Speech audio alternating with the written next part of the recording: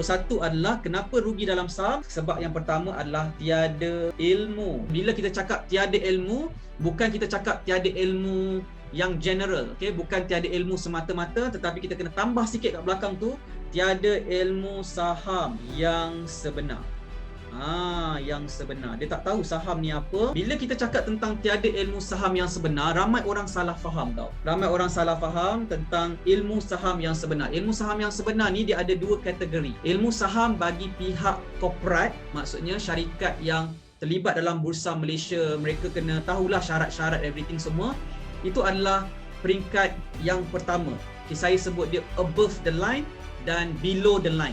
Ni ilmu yang berbeza sikit yang saya nak ajarkan kepada anda tentang ilmu saham yang sebenar. Ramai orang tak jelas tentang benda ni. Sebab tu saya ambil risiko untuk share dengan anda apakah ilmu saham yang sebenar. So above the line ni adalah ilmu saham yang secara korporat, ilmu yang perlu diketahui oleh remiser, financial advisor, dealer, stock broker. Itu adalah above the line. Below the line pula adalah ilmu saham yang diperlukan oleh pelabur dan trader saham macam kita. Two types of ilmu ni berbeza. Masalah ramai orang, dia belajar saham tentang ilmu yang above the line, yang tak berkaitan dengan dia, yang menyebabkan mereka confused dan mereka tak tahu apa yang perlu mereka lakukan dalam pelaburan saham yang dilakukan. Okay, so the real thing dalam ilmu saham yang sebenar adalah kita kena tahu ilmu yang bersesuaian dengan keperluan kita sebagai seorang pelabur dan trader saham. Kita sebut dia below the line.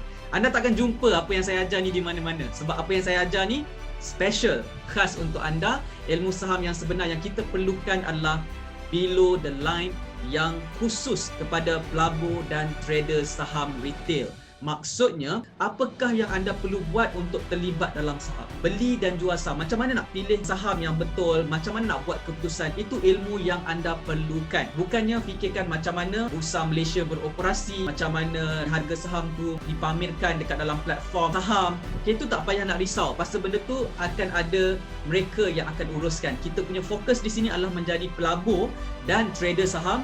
Yang fokus kita adalah nak membeli saham dan menjadi pemilik saham syarikat, dan kita punya sasaran kita adalah nak menjana keuntungan daripada pelaburan yang kita lakukan. So, dia adalah benda yang penting untuk saya sampaikan kepada anda pada petang ni sebab ramai orang confused tentang belajar saham ni.